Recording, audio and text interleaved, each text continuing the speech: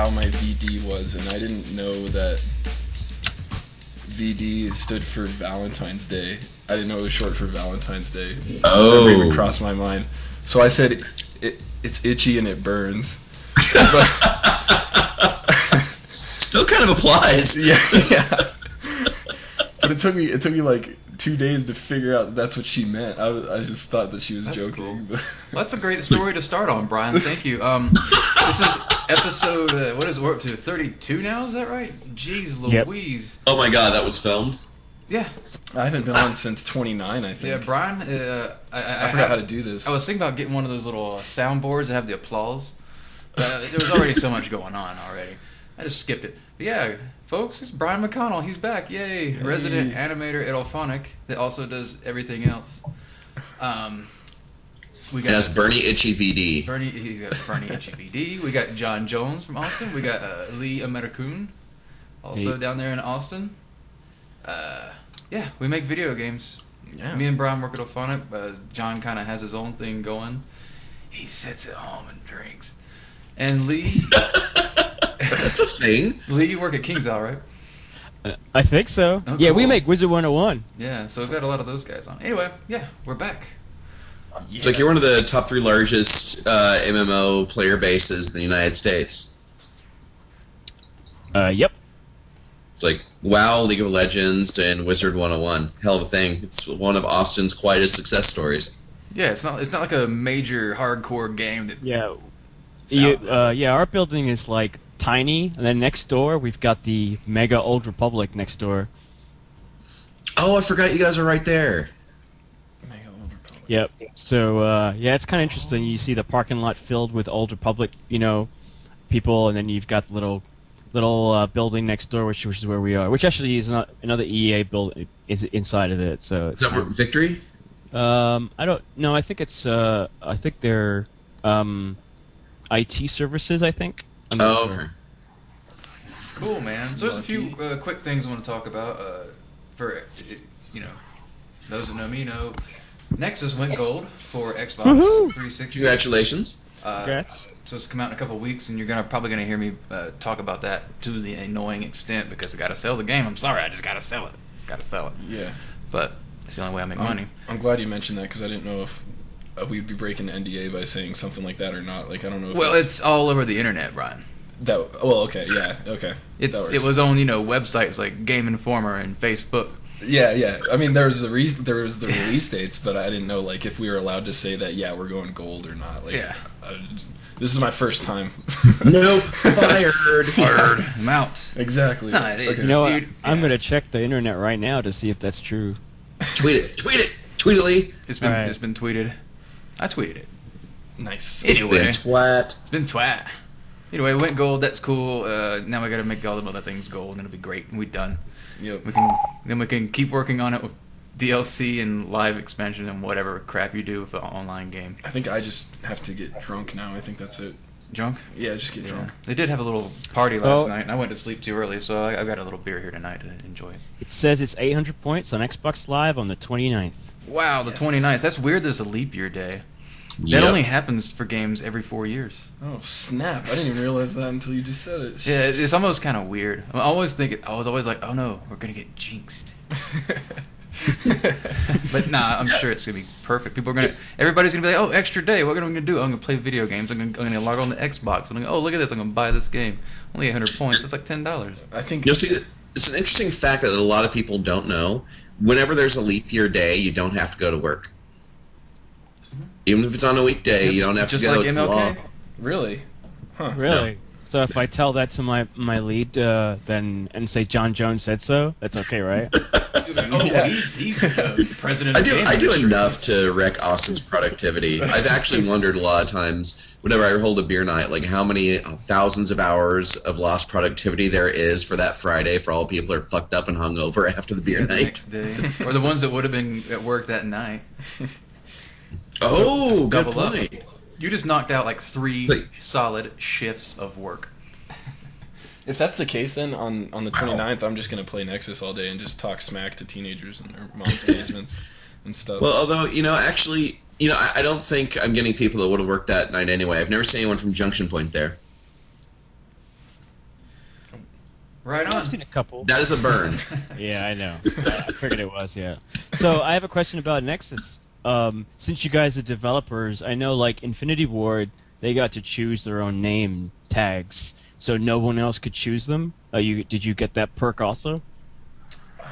You mean for like Xbox Live and stuff?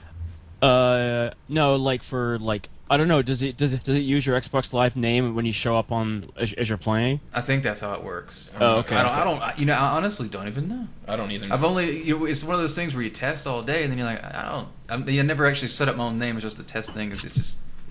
Yeah. Yeah, it's like I remember for the longest time. Never playing this again. No, I remember for the longest time it was just like my Steam name or something like that. It was like, oh, there's Cholden because it was my login on my computer. They would have it go to that. That doesn't matter. Shut up.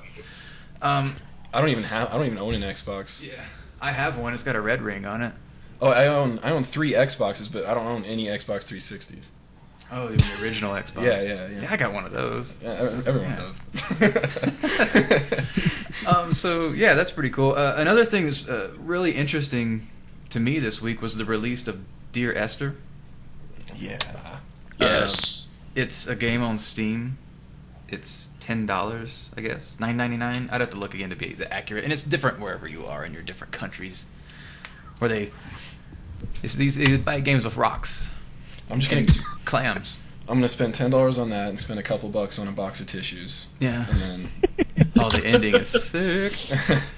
Well, here's what Dear Esther is. Basically, it was a group of kids. I think it was a school project. Is that right? It was like I heard it was like a college project where the idea. It was a college project. They got some kind of grant. Yeah, like arts the and science idea behind it was it wasn't like experimental gameplay or different types of gameplay, as opposed to the usual. Here's a gun, kill those aliens because there they are, or they're robots. They could be zombies or Nazis, but here they come. Wait, that one's a ninja.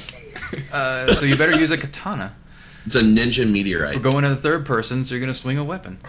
Anyway, it's a totally different kind of game. It's really almost like you're taking a tour of an island, but it's music and narrator driven. Really interesting game and just beautiful game too. It says here they sold. It says in 5.5 hours, selling more than 16,000 units on day one. Wow. Yeah, it's actually really awesome for them because apparently that's profitable already. Like that was their budget, just done. It's like, wow, That's awesome. But this was a couple years ago that they did it as a college project. Yeah, and the they just brought it original back. Half-Life 2 mod, which you could still get, I think. I remember playing it back in the day. It's much simpler, or much more simple graphically because it's student project, very few years old, and it got picked up and it's awesome because it's like, oh wow, this game that's interesting and different, and by a few guys got picked up, and then they just threw it only took another small team of guys just to spice it up, make it look all beautiful, and it's It did. I watched. Chris just showed me the trailer today, and it took me to like 3 cuts into it that I was like, whoa, this is actual. Yeah. Real time. Brian's like, this isn't real time. Yeah, it's like that's bullshit. This is real time. I wouldn't say it's like really over the top, beyond graphically, especially when you really see it. But it's really nice. Yeah, I was blown. I away. couldn't believe it's Half-Life 2 because it when you first walk out of that, we start in the area, you got in the ocean. I was just like, holy shit, this looks great. What, you don't like Half-Life 2? Oh no. You're just I like pissed 'cause Half-Life 2, 3 isn't out but I'm yet. just saying it looks like it would be. It's like an updated version of Half-Life 2. Yeah. Well, did you play Lost Coast? No, and I'll probably get lots of hate mail for that. Well, it's like pretty much automatic if you have Half-Life 2 on Steam, but Yeah. it's pretty nice looking. Not as nice looking as this, but it's more like a Half-Life 2 level in the sense that there's guys, shoot them. It's beautiful, just really nice. Anyway, cool game. You should check it out. Dear Esther, yay! Yeah, and you know what? The mentality I have because I play first-person shooters is the moment I started playing Dear Esther, I hit the shift button to run, and I was like, I'm not running. Yeah, I was trying all the keys, and really pretty much, isn't it like all you have is WASD or like moving and Yeah, looking? that's pretty much it. Yeah, and I was like, where's the run button? And I'm like so used to sprinting all of a sudden. You know what I mean? Yeah, how do I Taking pick cover. up? Yeah, I gotta pick up these books. I gotta throw this thing. Yeah. Where's the gravity gun? Somebody should do a mod for this where you kill things. But it really does look like a beautiful game, and that's probably going to be the next game that I play. I haven't played a game since Minecraft. It's pretty sad, but Well, they're always updating Minecraft, you know. I just can't wait till I'm like 60 and I have nothing to do but No just play stories. games. So I'm just going to play all old games like PS2 games. I'll be playing Legend of Zelda on NES. Yeah. It's gonna be great. So yeah, let's just get right to it. We got some questions this week, right over Twitter, really quick. We're gonna set up the show. We weren't really sure what who was gonna show up, what we're gonna end up doing. So we're just like, hey, let's get some questions in. We hadn't had any of those in a little while. And there's Lee's cat. So yeah, let's just get right to it here. The first question we got was, what's the difference from being a generalist or a specialist? I mean, what's the difference? How did the question go again, John? All I see here is being a generalist versus being a specialist. Yeah. So I should probably actually go there and look at it for real. But Yeah, like technically that's not a question. It's just it's a fragment of the question yeah, mark. I guess so. That's what it is. That's pretty much what it says. Being a generalist versus being a specialist, which is fine. I would just say one thing about being a generalist: it's really not a hot thing these days, I guess. Like at a bigger company, you would really... I wouldn't want to say generalist is the wrong way to go, but you need to be able to have a professional quality skill, like specific skill first. Mm-hmm. And then you can kind of, broaden my horizons. Yeah, and I feel like people grow into a role, and what you're hired for is not necessarily what you always end up doing. But the way to get in the door is to find an opening for character artist, environment artist, animator, just whatever it is, and specialize in that as far as your portfolio goes and the way you present yourself. If you have additional skills on top of that, then that's cake. But you want to be the guy that matches, or girl that matches that pattern. Then once you're in, you can roll with it. Definitely. Chris. That's off limits, Lee. People don't like it when you use that chat because it makes that sound. Sorry.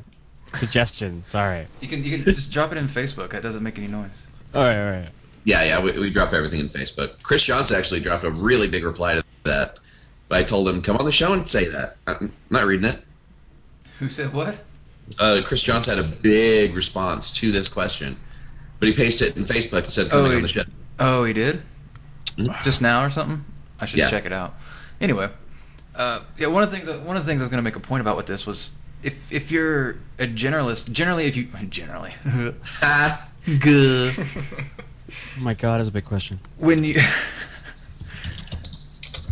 you're someone who doesn't have a job yet, usually when those guys have a generalist portfolio, it's usually just not that great.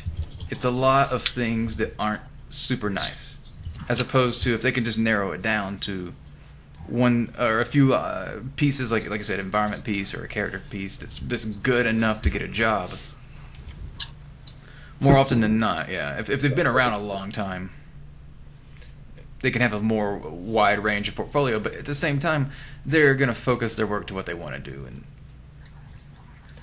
Yeah, that's absolutely true. I mean, I'm just trying to say, steer away from the generalist idea. Yeah, about halfway through my college, because my college is a very general school, about halfway through, I realized that I was at a general school and I needed to pick something very specific. So I don't know what advice to give students that are at a general college. I guess my advice now, looking back on it, would be do the minimum work on all the classes that you don't really care about, and then just focus on your There's specific. nothing, it's actually nice to have a knowledge of all these other skills. I mean, Oh yeah, definitely. especially where we are at now as a smaller company, where we have to be involved in a lot of different, or have to wear a lot of different hats, I guess. Mm-hmm. But it's not like it's our focus. Generally, we all have a single focus of what we do, but then there's also the dabbling, like being good enough to do some basic things here and there, and like making I'm generally more of an environment artist, but I do all these particles and all these different effects, and painting icons, helping Brian out. Whatever we can do. You've always done character stuff too. Yeah, like back in the days, but it's always good to have not too good these days. It's always good to have a basic understanding of most of the other stuff as well, so that you can help explain to other people certain things. Like, for example, like as an animator, I need to know a little bit about rigging. I may not necessarily need to know how to make a rig, but I need to understand what's wrong when part of the rig is broken or not working correctly, and so I can go to the rigger and say that type of stuff. Just to communicate easier with other people, it seems like. So it's always good to have a better a basic understanding, I guess. I think there's a difference between being a generalist and marketing yourself as a generalist. Yeah. I think everybody should be a generalist like up to a certain point with all things, but have one thing or maybe two things, primarily one thing which they excel. But when you're trying to sell yourself to people and like market your services, market yourself as that specialist. Yeah, exactly. I can do everything. I'm Well, a one-man team. I used to be a generalist, which is it's kind of interesting. This topic came up that I used to be a generalist. I used to know how to rig. I used to know how to model, obviously model, and then I used to texture, level design, effects. And so when I was applying for a job, and they went to my website, I had all those on my website, and then companies were like, "Well, what are you when you're applying for this job?" So I had to decide, okay, I need to fix, I needed to decide what I want to do. So I had to essentially make 3 different websites: a design website, an artist website, and effects artist website. Smart. Yeah. Because that was the only way I could tell companies, I know how to model, but I want to do effects, or I know how to model, I want to be a level designer. And so that's how I had to take all my knowledge and branch it out, essentially. That's really smart. That's a great approach. Yeah. I recommend that people do that, but I don't think I've ever seen anyone actually do it. Well, I've told people to do that before. I've even suggest if you're making a portfolio, just make it if you've got enough pieces specifically for a company, like the types of art that their game is going to have, what they want. You're applying to work on Dead Space 5s. You don't want space. The deadest of all spaces. You don't want to. You don't have a portfolio full of WoW fan art. It's probably not going to work out as great. But if you had some sci-fi stuff in there, some fan art from Deus Ex, totally sweet. And you're like My Little Pony post-apoc / fiction isn't going to cut it. Yeah, what I actually tell people, I got a lot of questions at Aruga, which is the... Nice. The name still makes me laugh, man. I love that name. Aruga, which is the Austin Autodesk Users Group Association. It's an acronym. I should have known. Yeah, so they asked, I got a lot of questions when I did my Unreal talk. I got a lot of questions. I'm like, so I want to be a designer and I want to be an artist. Which is better? What should I do? And so, he's like, in school we're taught to always do everything, do the levels, do all the environments, And I was just like, well, if you want to go to one company, a bigger company, you need to focus your talent in one direction that you're happy you want to do that career path. So that's what I always used to tell them. Whereas if you go to a small company like at Infusion, I was a level designer. I did the UI and I did the effects. Right. So yeah, that's another point. It might be worth it to adjust your portfolio based on the size of the company you're going to. If you're going to apply for EA, ooh, or if you're going to apply to small startup. Yeah, I totally agree with that. Yeah. And actually, one quick note I wanted to make, just in terms of being a specialist, I think it's a completely different game.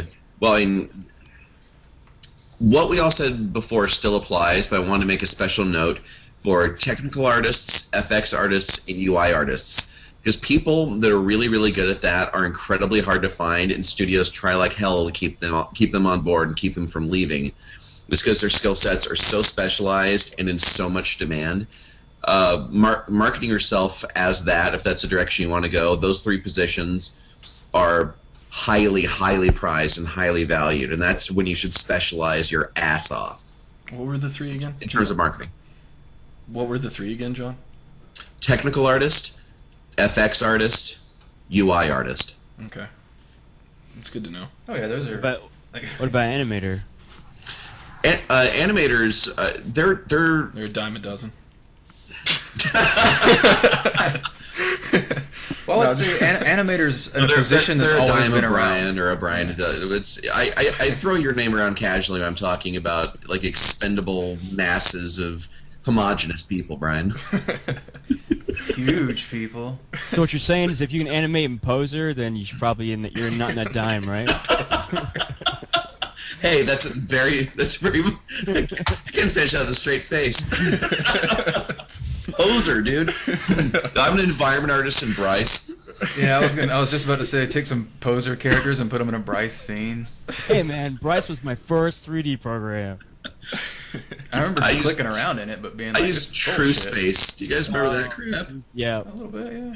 I just remember making Bryce, making that water, waiting for it to render, and I was just like, "Wow, seawater," you know? It was so cool. It was. It'll It never really get was. any better than this. Like, imagine what this could be if it was good. Snap. I've never You used. just say snap. Yeah. Cool. I've never used Bryce, but it sounds like the. It's it just sounds one of like those the programs Microsoft from- Paint. Yeah, I mean, I well- don't know if you remember. Do you guys remember Animation Master? I remember the name, but not any using. Yeah, I bought it for like $99 at like a computer show, and it was like learn to animate like Pixar, and I was like, yes, I will buy this program. So I bought it, and then it had the worst interface galore. Like I thought like Blender was bad, but for me anyway. But everyone loves Blender right now, so it's not that bad. But yeah, but Animation Master was terrible for animating in. But I think the guy. I'm finding videos of it on YouTube. Oh my god. I'm pasting them to Facebook so I can put them with the video, but holy god. I'm sorry, go on. This is just... Yeah, I think Animation Master. I think the guy that did the Killer Bean. I think didn't he use Animation Master? No. Oh, I remember you used some, like, just horrible crap. But he got a job at Pixar because of that the Killer Bean. Did Oh, he? really? I think so. Huh. I was not aware. I remember the Killer Bean. God, there was a bunch of those, huh? There were ads for it and everything. Weird. All right. And I just posted a link. Yeah, Animation Master. Okay, no, this is not the one that I used. This one looks way more advanced. There's a spline editor, but that's the only thing it animates. I just thought it was funny that those 5 words sold you on that program. Learn to animate like Pixar. Who better? Yeah. Who better? Nice. So I think that kind of covers Like, learn to animate like Hanna-Barbera. Ooh! Charles Schultz. Just imagining just like the Charlie Brown dance, but like in full-on 3D, swooping around 360-degree like Matrix bullet time. It's like that little... Look, the height of animation was Colin's Bear, and that's all there is to it. But So, going back to the generalists and specialists, like for example at King's Isle, we're looking for an effects artist right now, and so anybody that applies, they're looking at your stuff. So if you have like super high like you have Unreal graphics, they're gonna look at you and be like, okay, but can you do that in a Wizard 101 style, for example? So if you were applying to Epic, you'd apply to Epic because you're using Unreal. But if you're applying to say King's Isle, you'd want to specifically go for the cartoony and the stylized look of Wizard 101. Exactly, just like what I was talking about earlier when I said apply Yep. for EA, and yeah. Yep. It's good somebody reiterated that. Sorry. Quit busting his balls, man. No, it's really good stuff. I mean, it's marketing. It's finding out the pattern of the ideal hire that the employer is looking for and doing everything you can to match that pattern. It's really, it's super, super basic marketing, and I think all artists could benefit tremendously from learning how to do that, how to be better at it. I actually have an article on exactly this. I truly hate plugging myself for stuff like this, but I'm going to link to it in the Facebook chat so we can post it along with the video. Yeah. Cool beans. So let's check out this next question, because I think that's pretty good. Yeah. The next question has to do with what difference does it make in the programs and as in what people are taught. Sometimes I just can't talk. You can't talk? I can't talk. You need another beer. Yeah. The question here basically goes with companies preferring a certain studio.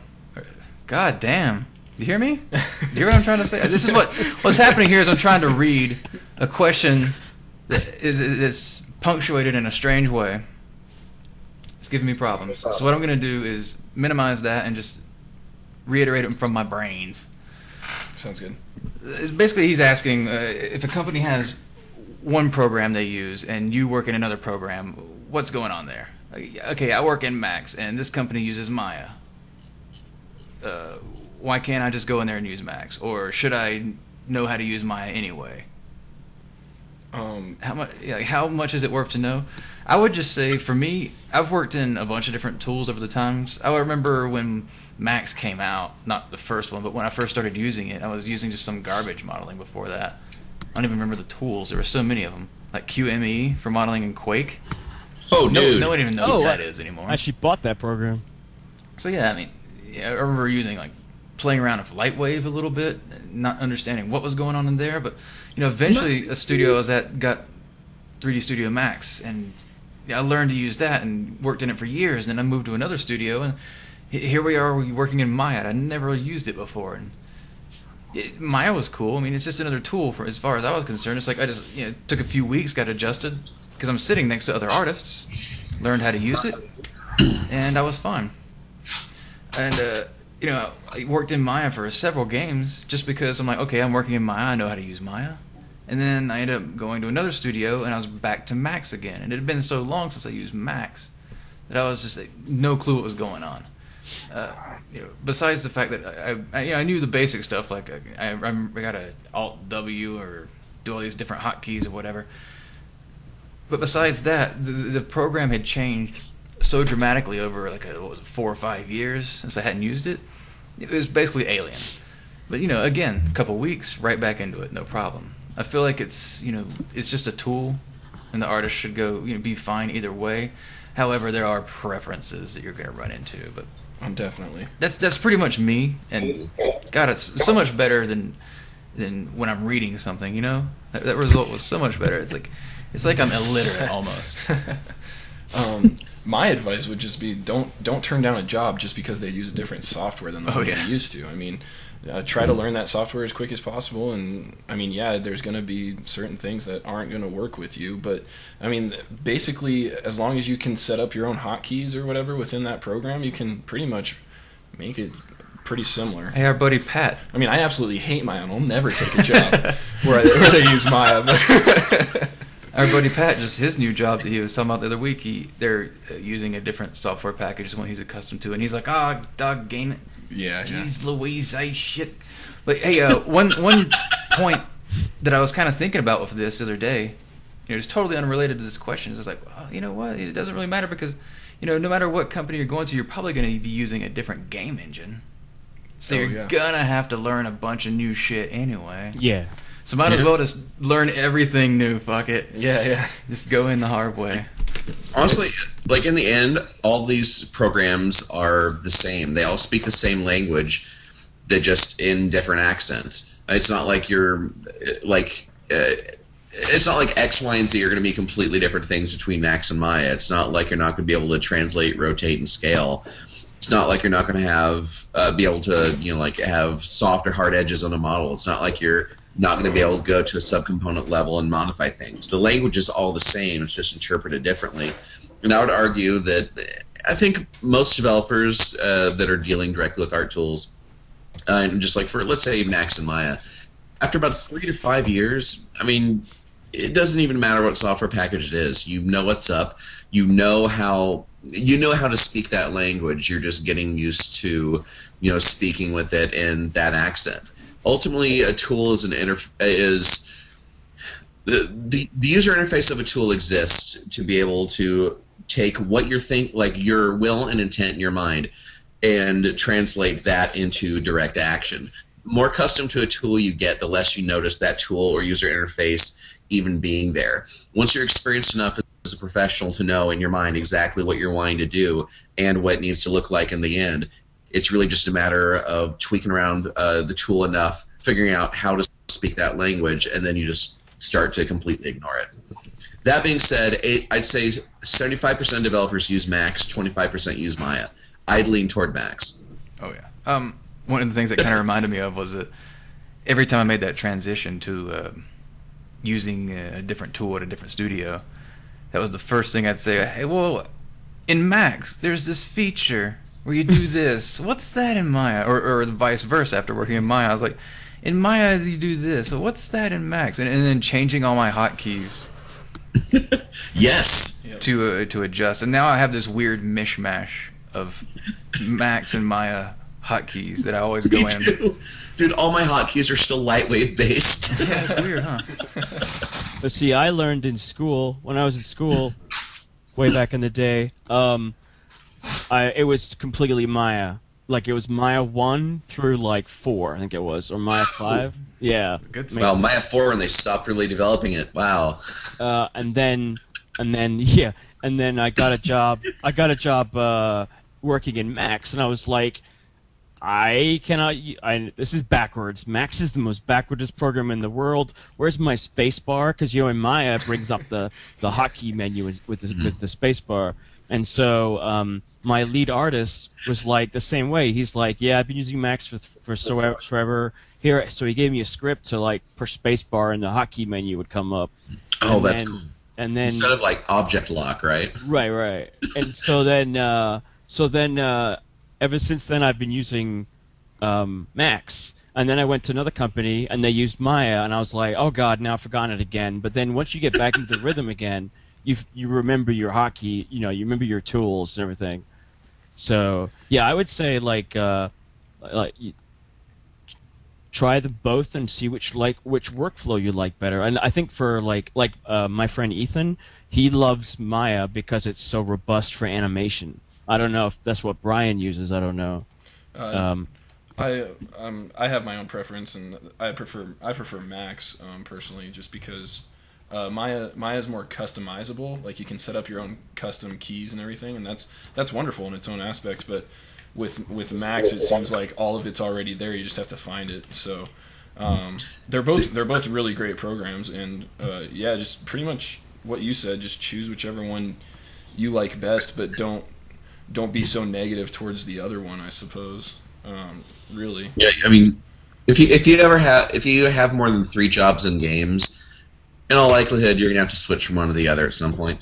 Yeah. Plus, since they're both owned by Autodesk now, I mean, eventually, I assume that they're gonna become one program. I mean, I can't speak for Autodesk, but I can only assume that they're going to become. Just in terms of the history each of those programs have with each other, I think that the two of them becoming one program is about as likely as Judaism and Islam coming together as one. Yeah, I'm definitely talking a long way down the line, but they're already starting to mix. They're already starting to mix certain things. Like, I remember when Max got the View Cube, I was pretty excited when Max got the View Cube from Maya. And oh, totally. Yeah, just little things like that. I mean, they're already starting to mix together. And also, if you're a student, you get my wife was a student for a little bit, and so we got the full version of Max 2012 for a year for free. Holy crap. So if you're a student, you can go to the website and you can download all their software for a year. Legally, yes. Yes. Is that commercial use software? I mean, you have to be a student, and then you have to your license is for a year. So if you remain a student, I guess you just download the next one the next year. I guess I don't know. I just know we had it for a year, and then the year was up, and we said goodbye to it. Yeah, you probably what that was is you probably had the student version, which is the same. Okay. It's literally the same. But technically, if you were to try to make something and sell it, bad things will happen to you. I don't know. Yes, bad things would happen. Yes. So yeah, but yeah, there are some good. If you try to export or save like any models out of the student version, it supplies like a random like noise, jitter, and smooth scale to all the verts before saving. I remember there was one of those that people would use for a while there, and it would always have a big watermark across the front. Wasn't that PLE? Maya PLE did that too. That sounds like it was probably that or something. Forgot about that. The personal What was that learning. one Gmax or something like that? Yeah, Gmax. Yeah. Oh, Wait, Gmax. that shit did not last. I actually have a book on Gmax too. It's probably way outdated now though. I think it's the Paul Steed book. I think. Oh my god. You should pawn that off on some kids. Like, I want to learn how to art. Here you go. It's a Gmax manual, bro. God, that would be such a perfect segue into the third question, but we can't. We can't. We can do anything better than that other podcast. Don't talk shit about Rogan. Oh yeah, Rogan. That podcast. As far as Chris has made me aware, that is the only other like podcast on Earth. Oh, I listen to a bunch of different ones. That's just one of them.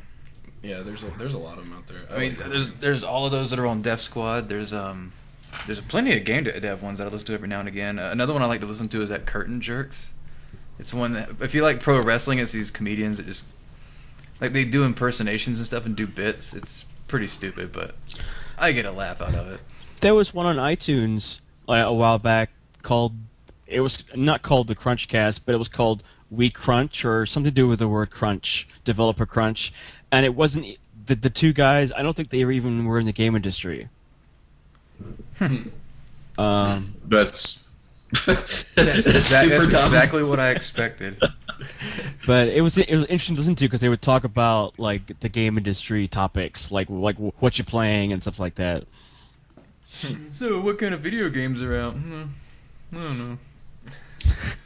That reminds me of that one guy that I've heard the new Call of Madden is out. Call of Madden, yeah. I worked at a place and this guy applied, and we're like, "So, do you play video games or anything?" During the interview, and he started talking about a couple of Atari 2600 games, like he saw somebody play them in 1983. That sounds just like me. Because I don't play any games at all. Like all of my favorite games are on the N64. Well, yeah, that means you play games. Yeah. I mean, at least I've actually seen you play games and be like, "Oh, Ocarina of Time, bro. Oh, seriously, dude, come on." My problem is I have too many games that are stacked up that I haven't got to because either a Steam sale comes out or same here, man. Or some big like Skyrim. Skyrim's gonna get shelved once Mass Effect 3 comes out. I know it. Well, did you play it at all? What's that? Skyrim. Oh yeah, Well, at I least got you played it. I mean, 107 hours in it. Yeah, so no big deal. Yep. You already got. But I haven't finished it yet though. I gotta finish it before I. Oh, I actually got. Well, you don't really finish it. You know, you just. Well, beat it yeah, and I then do the keep main playing. story. Yeah. It only takes a couple hours. Just like knock art, it out. it's never finished, only abandoned. That's true. Yeah. So, Chris, what did you clock in? I know you want to say it. Oh, those Skyrim hours? I don't know. I'd have to check. It's pretty stupid. I'm kind of embarrassed to say at this point. I was hanging out with But I've moved on. I've moved on to Dear Esther, which takes like about an hour to beat. So I do like that Bethesda have been releasing the creation kit. yeah, tutorials. that's exciting. And Those are great. and mods and stuff just bring me back to it. I think like for me, I was thinking about the hours in Skyrim, and I thought, well, I shouldn't feel bad about that because I think about the hours in Quake. Because Quake came out and I played it for a long time, and then did the deathmatch, got into that like crazy, and then all the mods. So like I keep coming back for mods. It's almost like with Minecraft. It's like, well, Minecraft was in alpha and then beta for so long. You keep coming back for a new build. I'm gonna play this new build of all this new stuff for a while, and then stop. That was my chair. Yeah, I was. I'm kind of hoping they allow the ability to make new powers because that's what I want to do with it. I want to make new effects for it. Like I really want you you can cast lightning and lightning comes from the sky like and zaps the ground and stuff like that. You know. There might already be a mod for that. The way people are coming out with stuff. It's always fun incorporating your own art into the video games that you enjoy. Like, that's one thing that I love. I love Minecraft. I freaking love Minecraft. Just making your own pixel art it's pretty cool. And now you can get the Minecraft It's so Legos easy, now. too. Oh, they have Minecraft Legos? It was announced today. Yeah. It's pretty cool. I mean, it looks like it's really small too. Like, Yeah. this little bitty tiny, like one block is one block in the game. Oh, cool. Okay. They're tiny, but it's cool. I love Legos. Hooray! What was the third question? Are we really can't segue into that one, or We could move right into it. I think. what was John talking about? It scared me for a little bit. Yeah, John's a scary guy. Look at him, his colorful hair, his goatee. That's true. He could pull Actually, that. if you'll excuse me for one brief moment. All right. By the way, the Facebook messages are down for some reason. I've never seen that before. Yeah, I saw that. So Try to put something stupid. So yeah, we'll go on to the next question. The next question actually wasn't a question at all, but it was let's hear some horror stories, which is apt to last week we talked about we got a little bit into the horror stories last week of talking about guys who had they would cook food or something like right Those there. bastards. And Food. It Yeah. annoyed me because you talked about that last week, and I was like, when he brought up the whole fish story, that happened in my office too. Yeah, so you got one for this too, so that'll be great. I was just gonna say, it's when you're at one of those studios where we covered this last week, but just to recap, when the studio has the break room right there in the same room where everybody's actually working, it's different than kind of like Ilphonic. We're lucky that everybody works on this side of the building, then you go out and into another door into another area where the kitchen is. So you can actually close the door of the kitchen, open the windows, and it still does nothing. The smell comes right in there. Yeah. No, it's nice because people can pretty much do what they want, and it's not so bad. But all the trash in the same room stinks because then they just put it right in the trash right there. Yeah. I always take mine all the way down to the kitchen trash if it's got food. Yeah, too few people get that. Like, food fucking stinks. Well, it's just smells. Like you heard of that concept of aromatherapy? It's kind of lame, but smells do affect things. It's like when you're like having a bathroom inside of the game studio is a bad thing too. Oh yeah, right there. Yeah. But what I was gonna make a point about that real quick, and then I'll let you guys do whatever you want.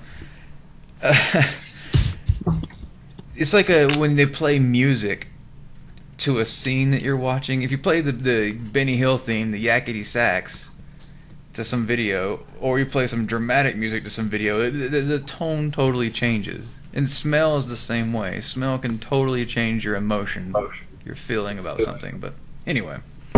Absolutely. Yeah. So I guess Lee does have a stinky food story. It's a bit of a horror story, but we'll get into some real horror stories after this. So I had a George Foreman grill that I got when I was living by myself in Austin. You gotta have one of those. Cooked my food on it. What's that?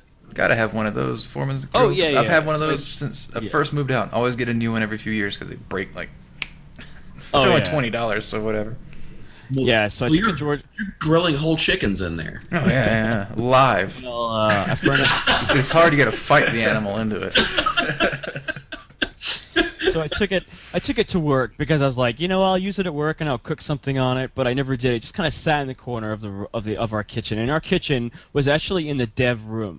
So if you imagine there's like a wall right here, and the dev room is this side, and then the other side is the kitchen with like a little door. Yep.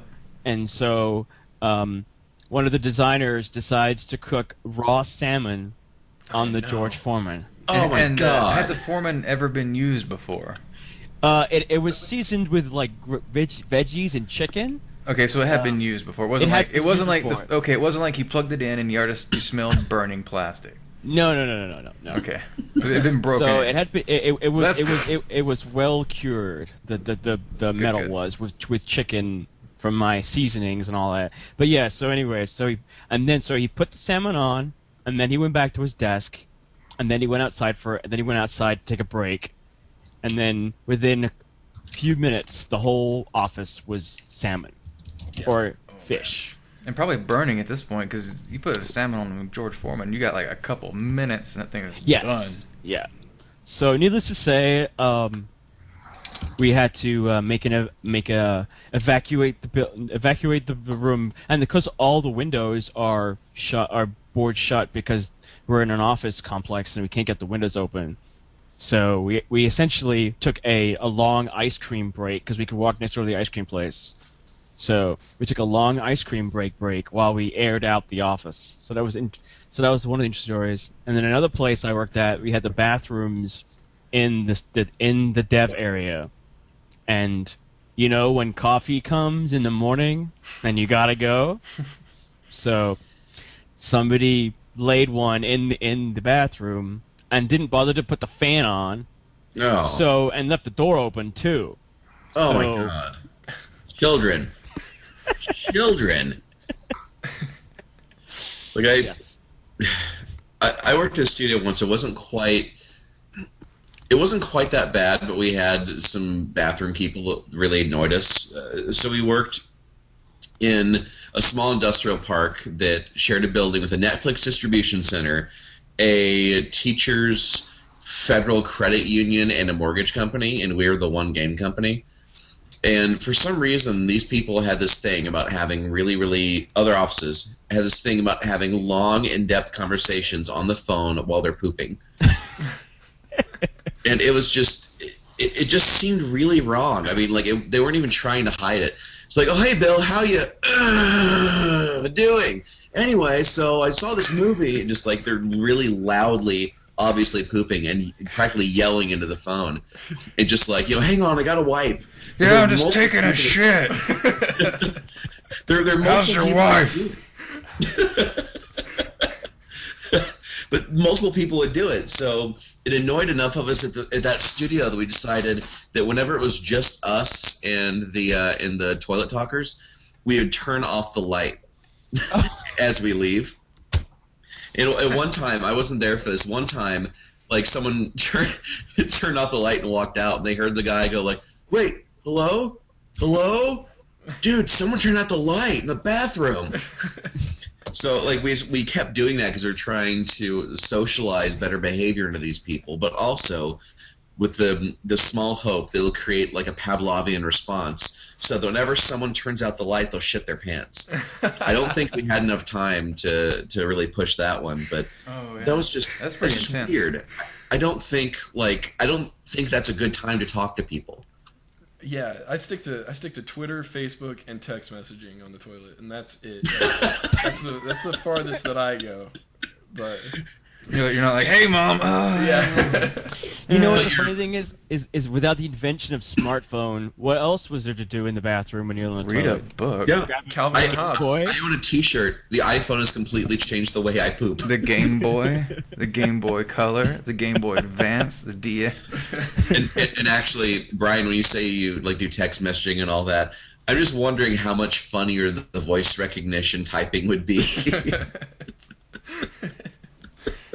Dude, that's actually a pretty cool feature. I love it because, like, at the end of a sentence, you can say period, question mark, or exclamation point, and it'll throw that on there. It won't actually type it out. So, like, they're actually smart. These smartphones are actually pretty smart. You think that's You tough type for that girls who are like, yeah, I'm on my period? I was about to say, it's like, yeah, I'm on my. Yeah, exactly. Stupid autocorrect. This guy tells Like- me to write down a question mark, and I'm like, The late Triassic. What? The Stegosaur lived in the late Triassic. Oh, okay, I get it. Period. Nice. Oh, you're good. for some reason I was reminded of the joke that the classiest way to write anus is manuscript. Somebody tweeted that, and I was like, maybe it was like George Clooney or something like that. What? I don't know. I just read this joke this week. Oh my god! Oh god, that took a second. I guess that's Yeah. better written. The classiest way to write anus is manuscript. Nice. I It's want right to start there in the using. I put the anus in manuscript. There you go. You got it. It'll work great for your design doc website. No, dude, that's going on my business card. Nice. It's good sling. So yeah, that kind of reminded me. I did work at a place where we would just kind of do that as a joke, just turn off the lights on people that we knew were in the toilet. but not like anything as intense as your plan. I will control the way people think when they poop. Yeah, I've worked at a place where we did have that situation Lee was speaking on, where there's to get the bathroom right there, and in the studio, and the guy would he would just destroy it. He couldn't go in there for hours. But also on top of that, he would come out and then open the door and close it, like fan it into the room, laughing as he's doing it and looking at everybody. Just taking all the smoke and spraying it into the room, and everybody just have to leave the building. It's like, yeah, well, that is so evil. Yeah. When are flatulent jokes? I was hoping in 2012 flatulent jokes would just decease. You know what? I think they're funny in like movies and television because I don't have to smell them. Yeah. Well, no, that is hideous. Yeah, it's terrible. I mean, and we should really move on because we're just talking about doo-doo. But unfortunately, because of how gross game developers are, I unfortunately have one more story of horrible bathroom things. There was a place I worked where at least once a week, somebody would go into there was like you go into the bathroom where it's like stall, one toilet seat. It's for the men's room, obviously. So there's only one toilet seat, right? Once a week, some guy would go in there and just pull his pants down, bend over in front of the toilet, and spray the fucking wall. Like, not even... I'm not saying, like, he kind of missed a little bit. I'm talking about somebody purposely just spraying the toilet and wall, and no one ever knew who it was, and it was, like, a huge office, like, what the F? Well, if you could, wouldn't you? Well, no, because it's gross. Dude, that actually reminds me, I swear, this is the last story I have about poop. Well, for this podcast. Like I worked with a bunch of ex-Blizzard guys, and apparently at one point the late-night QA staff, while they're working on WoW, had this habit of taking a dump in a urinal. Like, frequently. They'd have to rip out the entire urinal. They couldn't just fix it. They had to rip it out of the wall and replace it every time. And eventually this and other bathroom-type behavior became such an issue that Mike Morheim, the president of Blizzard, had to send out like an official Blizzard letterhead, both through email, a written request to all the employees of the company, please stop pooping in the urinals, pissing on the toilet paper, and wiping boogers on the walls. Signed, the president of Blizzard. That's like a true horror story. I would save that of the industry. for all time. It's a true horror story of the industry that game developers are nasty motherfuckers. Yes. That's all there is to it, that you're going to work with people that never graduated from life, had actual parents, or whatever. I don't know how to explain it. Like, how does someone come out like this? I don't know. Is that a Duke Nukem shirt? Yep. It better be old school Duke Nukem 3D. No, it's a newer one. Nice. You're so cool now. Yeah. I kept the faith for a long time. We had pals that worked there. Speaking of horror stories. Oh, yeah. Speaking of horror stories, remember that company? Hey, come on. At least it shipped finally. Yeah. No, I respect that. I have a lot of friends there. Those good guys at TripTech, they finished it off, I think, Yeah, I got nothing bad to say about the people that finished it. Yeah, they did the impossible. But yeah. Anyways, not depressing shit, not poop. What other horror stories are there? Not depressing? Oh, that's going to be tough. And we already covered food. I got rejected in 5 minutes. What? rejected. So I'm not going to say the name of the company because one day I'll. Oh, is this the? Wait, this isn't the margarita story, is it, or the drink story? No. So. Oh, I remember that one. That was good. No. All right, I want to hear the margarita story now. Huh? No, I thought that was your thing about the girly drink. Oh no. So we all do art tests because every artist has to do an art test, and so I crunched for I'd say 15 hours a day. I think it was for 3 days on this one art test. Oof. And I was like, oh, this looks awesome. They're gonna be so happy with it. I'm gonna get a phone call, and then I sent them the stuff, and literally 5 minutes later, it was like, no, thanks for applying. Ouch. Damn. And I was just like, wow. And usually, they take a couple of days, but They usually 5 minutes? just not reply. Yeah, yeah, that too. Yeah. I'm But just- that was like, I was like, oh my god, really? Okay, all right. And then I went back and I just shed a little tear for a second, and then life went on. But anyway, that's a horror story. I guess Then- about doing art then- tests That's kinda drank hilarious. for a week. and slept a lot. Yeah. Have you had any bad art test stories? No. I did one fairly involved one for a company once that never got back to me at any point. No matter, like, I followed up repeatedly with multiple people at the company, and they never responded, despite the fact that I spent a good amount of time on it. But which was fairly shitty. But I've actually been in a position, actually, I think late last year, where I had a couple people do art tests for me, but I got so fucking buried in work, I didn't get a chance to get back to them, and I feel really shitty about that. So naturally, I'm a little bit more sympathetic toward it now. Yeah. You should do it on your deathbed. Hit them back and be like, I'm sorry. As you I'm didn't- dying, I'm sorry you didn't like, get it. fuck my family. It actually brings up a good. We had a discussion at work the other day about when you reject somebody who does an art test. Say like you're a lead or whatever, and you see this art test come in, and then you're like, "Oh, this is crap," rejected. Like we were talking about it. What if somebody was to give you feedback on the test to say what you could have done better? You know what I mean? Have you ever thought, like, oh, it'd be nice, what did I do wrong? Have you ever thought, it's never going to happen, of course. I've got it happen to me once when I applied somewhere and they told me what I did wrong. But now you just said that you took some art tests in, right? So, Yes. So, has ever thought crossed your mind saying, okay, well, I didn't go with this person, maybe I should tell them why? Or, I know generally you shouldn't do that because it's like legal matters and all that, I think, honestly, I mean, the legal aspect of it is a small part of it, but realistically, it's just I don't always really have the time. Yeah, it takes Right. a long time. In that kind of situation, I do generally try really hard to do that.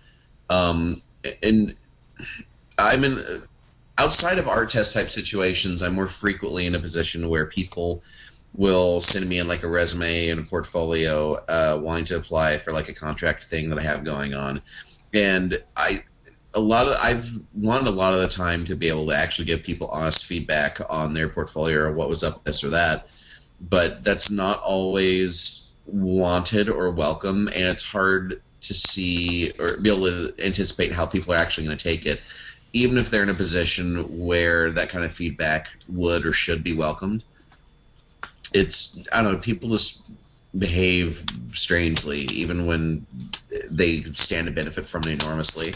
Like, one guy was trying to show me his UI design skills by sending me a link to like 30 different YouTube videos full of like an entire game's worth of contents, like the normal video releases, without telling me what he did in each one.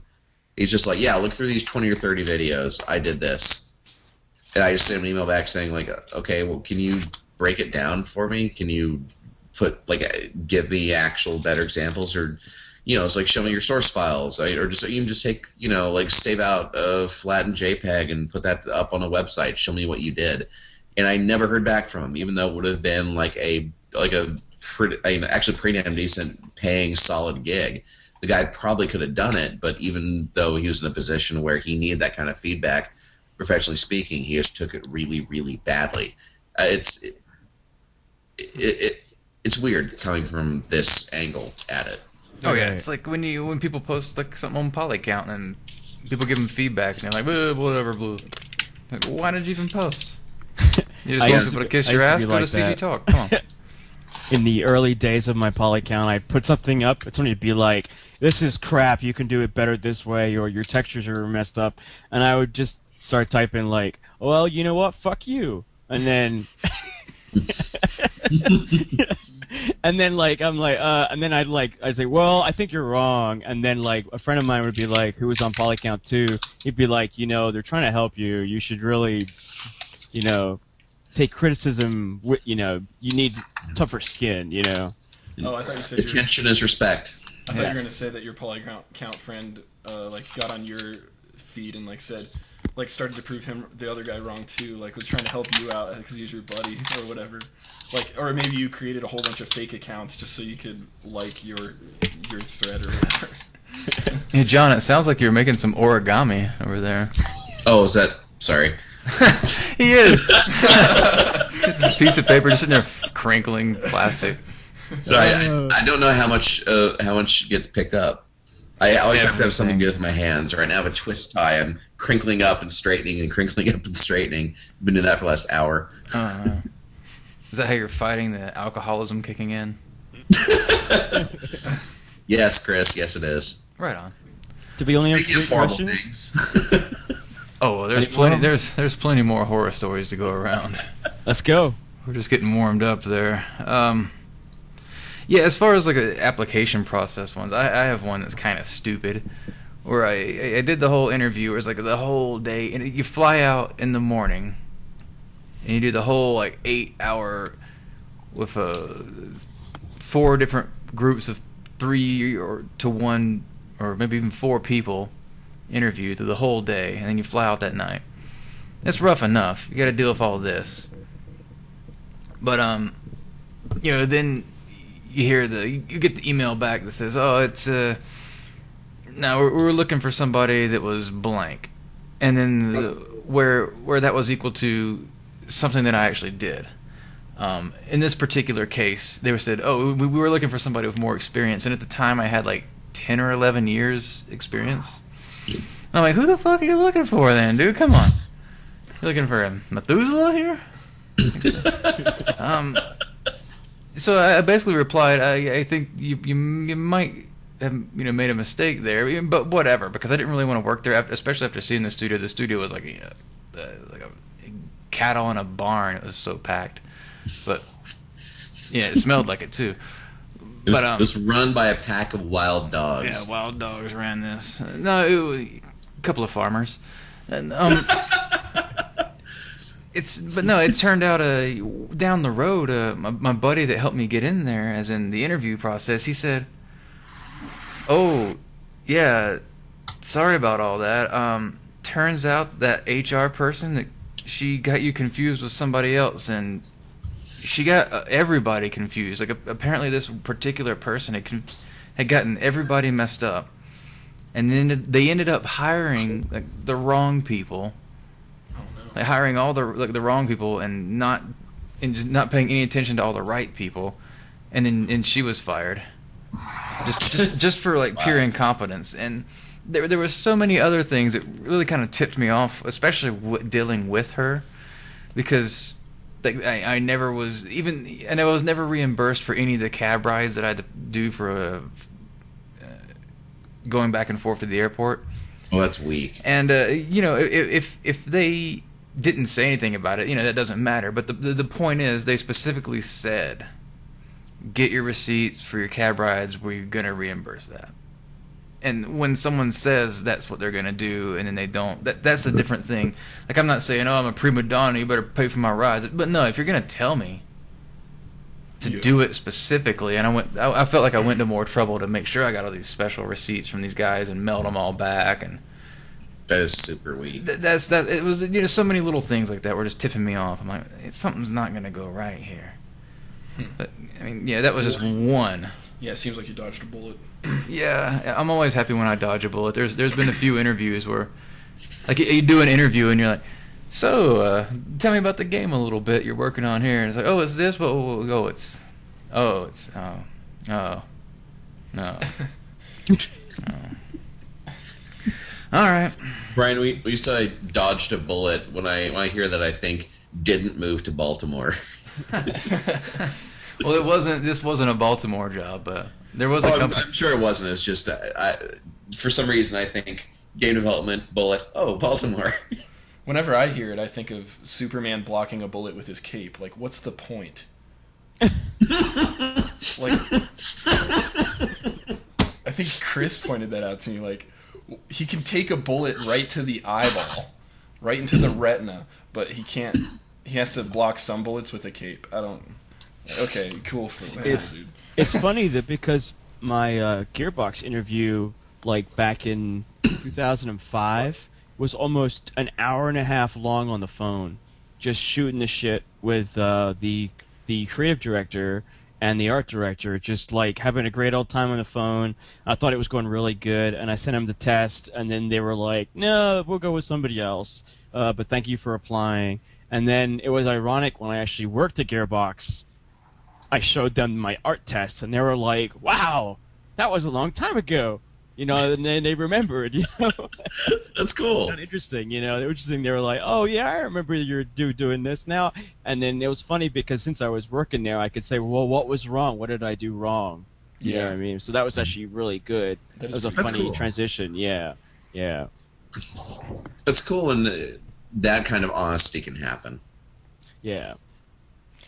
And actually, I had a quasi nightmare or interview story. It's not as though the interview itself went that badly. It's just I didn't want the company I was working for to know that I was going to leave. So things got really weird with that company. I was living on the West Coast, and I was interviewing on the East Coast. So I had to take an overnight flight. So I worked a full day, flew out at about 9 or 10 at night. I arrived at, after all, like I think 2 connections, layovers, all that crap all night. I ended up getting there at 9 a.m. the next morning, and I wasn't able to sleep at all during this time. Not a bit. No, actually, no. I think I did actually pass out waiting for a connection. I slept for maybe 10 minutes. I almost missed boarding my flight. The only reason I was able to get on is because the gate agent in Minneapolis saw my feet sticking out from underneath one of the chairs outside the plane, or like in the boarding area. So by the time I get there, I'd been up for I think 30 hours straight, and so I'm just completely wrecked mentally. And I go through the whole interview. I try really, really hard through the whole thing. It's maybe like a 4 or 5 hour interview. And just like go through the whole thing. I'm like several seconds late in some responses. They know how long I've been up, so they're very sympathetic and cool toward me and about that. But by the end of the whole thing, then they shunted me off onto a plane again. And then I flew all the way back to the West Coast, and I didn't get home until midnight or 1 o'clock after I'd been up for, I think, like well over 40, almost 50 hours. Toward the end of that time, I was wearing contacts, and my eyes were so dry, they were just spontaneously tearing. It looked like I was crying my eyes out, but it was happening just completely aside from like my will and out of my control. And when I went to sleep that night, and my eyes just would not stop tearing up. I woke up several times with dried tears, like welding my eyes shut, like completely. Like I had to use my fingernails to scratch my eyes open so I could even open my eyes, because I'd had contacts in for well over 40 hours and gone that long without sleep.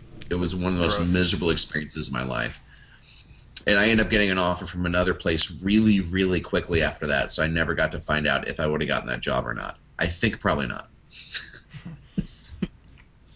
Damn. Oh, well. Have any... totally sweet segue. No, it's... have any of you guys ever felt the sting of office politics? Oh... Office politics? Oh, yeah, because I've got some stories. Because it seems like everywhere you go, you always get some bullshit. Like somebody's a kiss ass and they do this, that, and the other. Or somebody is just a politician and they talk bad about one person to everybody they can. And actually, I guess I have a little bit of experience, but I was going to say, Brian, even with his little bit of experience, he knows a guy that... This is kind of a stupid horror story. It's funny, so I'm just going to throw it out there because it's one of the funniest horror stories ever. We worked with a guy that within, I think it was like the first night he was hired, he punched the owner in the face. The president. Yeah, the president of the company in the face, causing like a cut and a scar over his eye, and he had to go get his new passport photo the next day. and a passport is something you keep for a while. So on his passport photo, he's like, it's not really a full black eye, but just like it's obvious that he got punched in the face. He's got a cut, like a big cut over his eye. But the guy didn't last too long because he did a bunch of coke off his desk all the time, and it's kind of frowned upon. Yeah, you don't share. When you get caught doing hard drugs off of your desk. Yeah, so people are gonna be like, "Hey, buddy, what's the world coming to? What's the world coming to over here?" So I assure you, it's crushed up no-dos. Yeah. So he punched pixie sticks. He punched the president in the face and had to have the president pay for his tab. Oh god! At that bar. Because he had no money. Yeah, I don't know how big the tab was, but it was definitely more than a couple beers, I'm sure. Yeah, he was one of those guys that within like his first few weeks, he would, if he had got your number or whatever, he was calling you up after a certain hour and be like, "Hey, I can't pay for this tab because I don't have any money." I was like, "Well, why did you go to the bar and drink so much?" And he was one of those kind of guys that would break up tabs that were like more than anyone I'd ever seen ever drinking. No, not that bad, but they're pretty intense. Yeah. I love when no matter if it's $4 or $400, if you have to pay a tab for somebody that's punched you in the face, any amount is too much. Yeah, exactly. I loved it when he would buy everyone a round of shots. He's like, "Yeah, a round of shots on me," and then he would need help with his tab afterwards. Like I just find that kind of stuff a little. I really hope that guy has gotten his ass kicked a lot in his life. Oh, dude, that was the best part about going out with him because he would always start some shit with somebody, and he was, he was wiry, but he was small. Wiry. And so he would start. So I've seen there's been plenty of times where I saw dudes just like punch him right in the face, and he drops to the floor, and I was like, "Yep."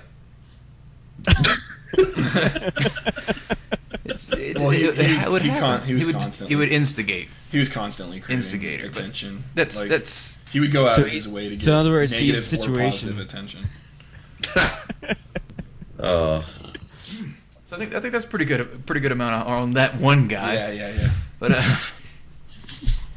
I was going to talk about actual, politics stuff that's happened. There was this one case I had where I was on a project and it was kind of weird because they brought in so many leads to be just regular guys, but a lot of it can cause some tension, I guess. But I was brought in on the pre-pro of this project, and we were working on it, and everything was going fine.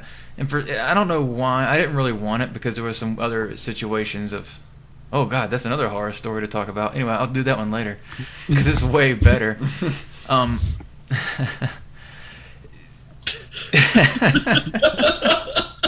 It's a good one. It's a doozy, I tell you. But this one's pretty awful too when you really break it down. I was pretty much put in line, I guess, to be the lead environment artist. Everybody liked me and they wanted me there, and I was the guy that helped get the tech in line with the tech artists and get our program set up. So everything was sweet, blah, blah, blah.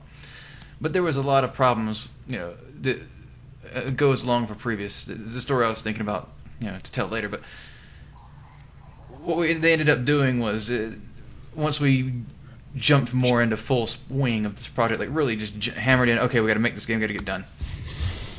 They just brought in some other guy to be the lead or art director, not really art director, but lead artist on the whole project. And the environment lead was just some random guy that he liked and he brought into. And so, for starters, both these guys knew nothing about the project at all, or it was not involved at all. They didn't really know any of the people on it, didn't know anything about the game. And then the lead environment guy was just, nobody really liked him. He would just sit at his desk and email people that were sitting right beside him instead of talking to him, which is odd and strange. Yeah. But at one point in time, and I'm not exactly sure what instigated it, but they both went to the art director of the company and just basically said, "Hey, this guy, we've worked with him all these, we've like pulled him aside, had special meetings with him and all this stuff, and He's no good, fire him. Because and everybody was pretty sure that it was because I was the guy that was supposed to be in line for that job that they were worried about me. Even though I'm like, whatever, I don't care. I don't really want to be the lead on this project. I just want to make art. I don't care. I just want to make a game. Let's go. And but they had never talked to me before, like at all. Like I said, the guys just sat at their desks. They didn't really do anything. They just sat at their desks, and when it came crunch time, they'd run around intimidating people by saying shit like, well, you don't have to come in, but I was at this other company, and these guys, they didn't come in, and Monday they were all fired. Like they would just intimidate people because they were just big, huge, fat guys. And the HR manager had a hook on his hand. Patch for an eye, hook for a mouth, and lipstick for a knee. When I was in So one day, just at random, I'm just sitting there doing my job, no big deal. The AD comes over to my desk and goes, "You're in trouble. Come with me." Takes me into this room and starts telling me all these crazy stories these guys have been telling him stuff. I'm like, and everything he's telling me, I'm just sitting there like, what?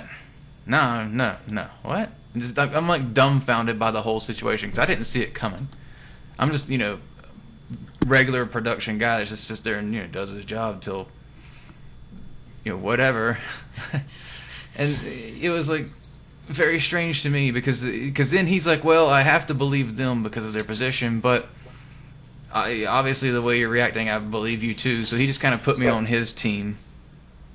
It was like a side project team of guys that just made ideas for the next project after the main thing shipped.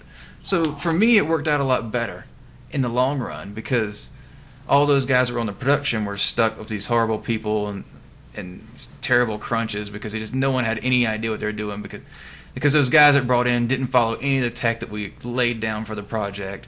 They were just like, nope, we're doing it like this, blah blah blah, and just came up with this crazy idea that didn't even run at all. It didn't even work. So the guys ended up spending all this extra crunch time reverting all the art back to the original standard. Fuck.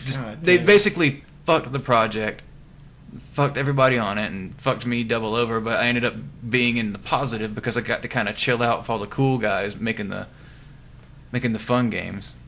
I hope at least one car got torched over that. I don't know. But it's not like I like friended them on Facebook afterward.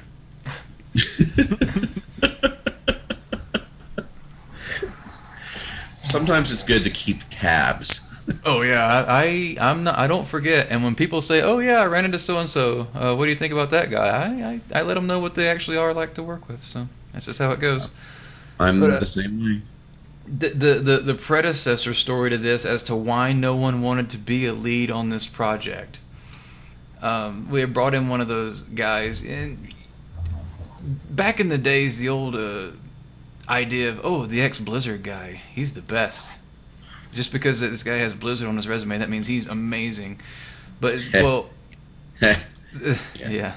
So a lot of people have those kind of stories, especially from back. I replaced the guy I saw. Yes, you're correct. Yeah. I mean, it's not that there's a lot of amazing talent there. There's a lot of good people that come out of there. But the simple fact is sometimes people get in there that aren't that great and they get fired. And they get released for a reason. And just because somebody has an amazing place in their resume, you still got to do this thing called check their references. Yeah. And to say, oh, hey, so-and-so used to work for you. Why isn't he there anymore? Oh, because he was a big cokehead and got in fights. And it sounds like I'm talking... Legally, you can't say that shit, as much fun as it would be. Yeah, and it sounds like I'm talking about the guy from earlier, but I'm not. I'm talking about a totally different person. I would say people that do coke get in fights. It seems to happen. Makes sense. It's a hell of a drug.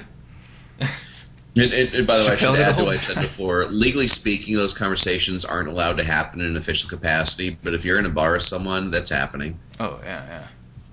It's a scary situation what some people end up doing with their lives. But So Point is, don't punch your boss in the don't- face on your yeah. first day, then stick him with your bar tab. it doesn't. Lessons for life. It doesn't have to go to fisticuffs. Damn it, I missed it. Oh, my cat logged me out, so I have to catch that part on the weird. rerun Well, tomorrow I saw morning. your screen like flip, and I wasn't sure what happened there. Meow, feed me. Disconnect. I thought you hit like a special effect. I was like, wow, this guy's cool. Cats are so the black silly. screen. Yeah. So what happened was this guy. There were so many problems that he caused with so many people there, but he was the guy that was like, oh well, he's the guy, he's the man. So if anything offended him, which everything did because he was just so freaked out on cocaine and who knows what else all the time. And tofu. They were just like one lead after another on this project, and at one point they brought in a guy who was a really amazing guy, and I have so much respect for him. And there was a night where it was. I don't want to go into any details, but everybody was hanging out, and he's like, "Oh, I gotta leave. I gotta do this thing." And the dude jumps up and goes like, "No, you're not leaving," and bashes him over the head of a champagne bottle or something like that. Like just physically assaults the lead artist of his project, Holy crap. who was his best man at his wedding the next day. And I'm at the wedding. I'm like, "Hey, where's so and so?" And he's like, "No." And then I find out, and I go to work the next day, and he's like, "Oh, where's our lead?" He's like, "Oh no." And then like then I have to find out through hearsay because it's like, oh man. Dude, it sucks when you're left out of the loop and you don't know what's Yeah, going you don't on. know what's going on. It's like all this shit went down and I wasn't there. Yeah. It's like, oh man, but yeah, people physically assaulting people and then them just I'm out. You know, kind of those situations are brutally tough, like brutal horror stories, I would say. I remember hearing about one Lee. This may ring a bell. Oh no, I don't think so. You'll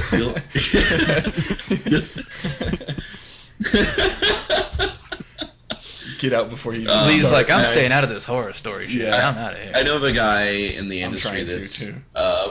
kind of famous for being drunk at work 24/7, bringing hookers to work, being passed out drunk in the middle of the day. Oh my god, I know who this is. There you go.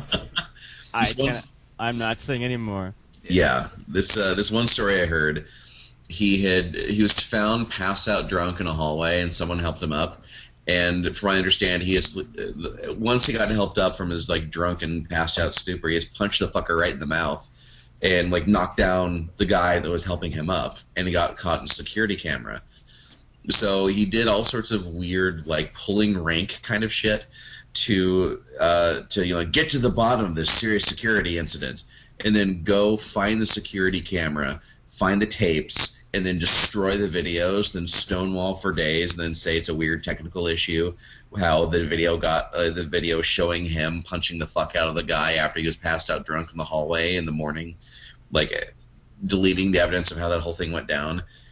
That's just, I've heard a billion fucked up horrible things about this. Is that Mass Effect 3? Yeah, this is the coolest fucking. I'm sorry to change the subject. Oh, you. What the fuck, Lee? Sorry, I took some. I'm editing video as we chat because I took a lot of effects videos today, but I was trying to change the subject so I would get that person out of my mind. No, He's like, I don't want to get in trouble. I Wow. understand. That's pretty God, nuts. I Will. wish I could even talk about the juiciest shit that I've heard. Oh yeah. Look, I've said some crazy things. It might sound like crazy things, but I'm not even touching the wild shit. Yeah. Now, to be fair, that person that John is talking about, I did work with, and he does have Getting too specific. he does have some good ideas, and I like that he took my direction from what I suggested, and then I'll just leave it at Well, that. now everyone knows who it is. No, I'm just. I have no idea. I even know. It's It's somebody I met at beer night. There we go. There could be thousands of people.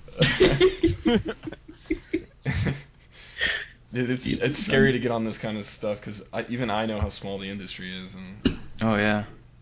Dude, what I really should have done is took some just stepped it a few more years back to a company that I first worked with back with, or I helped bring John in to do characters on. No. And that was some stupid stories from that place, man. But I don't even know if I need to go into that, because those guys, none of them even work in the industry anymore. So that'd be all. I could like name names and shit, but no point, because what's the point? What's the point of naming names that no one knows? You know what I mean? Yeah. Yeah, it's just like you name names, but it's like I think everybody I've talked about has been kicked out. Wood now. Who cares? Yeah, like I think everybody I've talked about like even it wouldn't make any point to name their name, because most of those guys have been so blacklisted in the industry that where are they going to work? Look, if you're going from place to place like fighting people and stuff like that, it kind of gets around. Yeah. I mean, shit. That's why I would love to be a writer, because then I could strictly make my characters based off of real people, and I could just do that. Yeah, and you can get away with it. Like, what was that story you told me of the guy that wrote a book about a guy that like was a okay? child I don't know. molester or I don't know. something? No. I don't know the whole story. I would have to look this thing up again, but apparently it was some sort of legal thing where. The guy was a famous author, and somebody wrote a negative review about his book. And Michael Crichton, The Small Penis Rule. Yes, there it is. Oh, Thank you. penis. I knew That's what John it was. would be the I know man for all this. about small penises. So John can probably correct me if I'm wrong on this, but I believe the way the rule went was he wrote a book, and the reviewer gave him a bad review. So in his next book, he wrote in a character that was a pedophile that had a small penis. That was basically this guy that gave him a bad review. And the guy tried to sue him for it, and the judge was like, "So you're the guy with the small penis?" And he's like, Yeah, so No. This is actually the paragraph from the New York Times article about this. For a fictional portrait to be actionable, it must be so accurate that a reader of the book would have no problem linking the two. So said Mr. Friedman. Thus he continued, libel lawyers have what is known as the small penis rule. One way authors can protect themselves from libel suits is to say that a character has a small penis. Mr. Friedman said, now no male is going to come forward and say, that character with a very small penis, that's me! Right. That was Michael Crichton, the author of Jurassic Park. Yeah, They wrote about the guy with the small penis. Michael Crichton's penis is enormous. It's this other guy. Yeah. Exactly. What if you did that and the guy actually did have a small penis, and he's like right there in the court, and he's like, whoop. What's up? I'm the guy. Oh, you win. It's like the sound effect played of the two highest notes on a xylophone. Yeah. The court finds in favor of the plaintiff.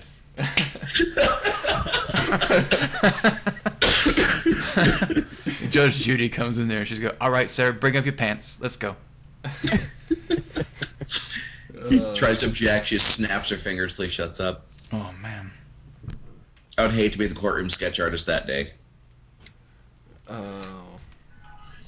It's like I tried drawing it, but it was a divide by zero error. It draws a Ken doll.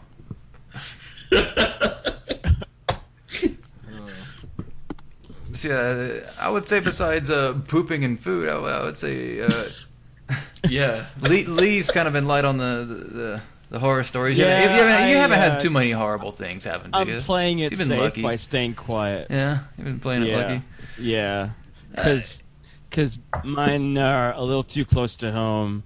And I Sure, don't like, if it's people it would that are have to still be, active, like, you got to be careful. yeah, I like to be careful. Yes. There are some pretty good ones that happened recently at another company that doesn't exist anymore. But I'm not going to get into that. If it's recent, that's probably a good call. Yeah. And actually, I just remembered one I have from a few years ago that's far enough away that I can talk about it, but has kind of an interesting lesson in it. Oh, sure. If you guys don't mind. Feel free to it's drop it. relatively I got a short. nice one to follow up with, too. So we can probably wrap it up with these two. Okay. Do it. So it was one of my first gigs where I was actually managing artists, and it was a fully outsourced art team, did the thing. Well, there's a guy at the company who was really, really good friends with enough higher-up people to place him in different positions that he wasn't necessarily fully qualified for. Just the nicest guy, but just not super motivated or particularly hardworking, but he kept just cycling through just random positions. It's like a scripting, design, art, production, just never really quite finding his niche. Well, at one point, they made him my boss when I had previously been running the art team. I was managing 15 or 20 artists at that point. I was contracting one of the best contract artists in the world. It's someone I don't want to make person identifying stuff. I've talked about him before. He's amazing. So he was doing all my character development work. And this guy had been placed over me as my boss, had no actual real game development experience or experience in art or anything.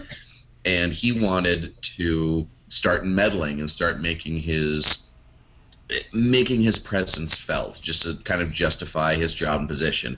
Not in a mean-spirited way. It's just, if you feel like your position isn't all that secure, if you don't really know what to do, you tend to act out in a way that makes it seem like you're making decisions and doing things, which is understandable. But he was trying pulled rank on me and made me essentially fire that amazing contract artist, even though he was doing a terrific job, just for the sake of making a decision. And I knew I needed to have a strategy for dealing with him. Like, he would just make the dumbest decisions that I would have to spend so much time fixing or working around, and there wasn't anything I could do because he had friends high up and he couldn't really be fired. So what I realized I needed to do, this is kind of where the lesson comes in, it is manipulative, but it served me well. I learned that people of a certain level of intelligence or comprehension or ADD, essentially, can only think so far down a certain line. And I found that if you have a better developed idea that you can articulate more fully and more completely than somebody else has, that hasn't thought about as much as you are, more often than not, you can get your way. So whenever he would try to counter one of my decisions, I would have everything prepared, all my decisions planned out in advance. I would just explain so much to the point that I showed him I knew this upside down, inside and out, yesterday, tomorrow, and throughout the future forever. I know the shit backwards and forwards, and I can explain every detail of it to the point where there's comprehension. My buffer is full. I don't understand anything above this. Just fuck it. You know what you're doing. I'll let you do what you want because you've thought out more. I've used that technique to varying degrees throughout my career. Generally not even in a manipulative way. It's just if there's one problem and there are two people coming at from completely different directions, if you be the better prepared person, have a better way to articulate and make your case for that, and you're more likely to succeed. And if you can kind of fill that person's buffer up enough so they just go, fuck it, too complex, do what you want, that can be a good way to get stuff done. Just be honest about it. I mean, it's also about being say I know something more than you do, for example, or I think I know more than you do. Usually, I run into this problem where if I'm talking to somebody about effects or about a process, and I think I know more, and then the moment the guy's like, "Okay, you know what? This is how it is." Usually, I just will be quiet and I'll just let them continue because they might have more information than I do. Mm-hmm. And so, because I don't know everything, that's what the internet is for, you know? Yeah, it's for porn. That's true. Yeah, a great way to elicit information from people in a general sense is to just not say anything, let them talk, let awkward silences exist, and see what they'll reveal. Yes. And a lot of the time, actually, sort of going against my own little suggestion before, it doesn't always pay to tell everybody everything you know. Sometimes if I know something, or I'm pretty sure I know something backwards and forwards, I'll let someone else explain it and just through again, just to see if there's maybe something I didn't know before, or if I'm getting a different perspective on it and I can sort of reconcile my view and the new view. I don't always have to be like, Mr. Smarty Pants must have my way. It's a good way to elicit more information from people. Yeah, when I was giving my talk on UDK for Aruga, a lot of weird U's there. Aruga, I was trying to do a radial damage. You know how you can make an explosion? Do a radial damage impulse, and you can with a K actor, and you can make it fly off in a direction. And And Chris is probably like, no, yeah, I do. Well, I was trying to think of the easiest way to explain what that is in a very layman. Oh yeah. To MP3 users. Like, okay. basically, so that's if like you have a go bunch ahead. of crates in a group, and then radial damage is like a sphere inside of like it, splash and it's damage. Yeah. And it's like expanding outwards, and it's pushing the barrels away from. These are often the center. used in explosions, like a grenade or a Yeah. rocket launcher or something. Yeah. So I was trying to do that, and I'd forgotten the whole terminology, the whole setup, because and someone's like, and someone in the audience was like, "Let's blow something up." And then I got like stuck where I was, and then at the back of the room, I heard that I later found out there was a teacher back there. He was actually yelling out, "Hey, you do it this way and this way," and I was just like, "Oh, okay, thank you, sir," whoever that is in the back of the room. So I didn't want to say, "Oh my God, I don't know what I'm doing," but sometimes it's good, to if somebody's got an opinion or they know what to do, it's good to listen to that person, Oh yeah, definitely. Humility. For some reason, that just reminded me of pro wrestling. People Or even yelling better, stuff. Football. Like, Yeah. what is up with yelling at the TV? They can't hear you. Yelling at the TV. Look, the best thing to do is go to like some fights, and a lot of times you'll get there when there's not many people there. You can get up front and just get drunk and just yell horrible things at the fighters because they can hear you. I mean, if you can yell louder than their corner man, which is not so hard, they can hear you.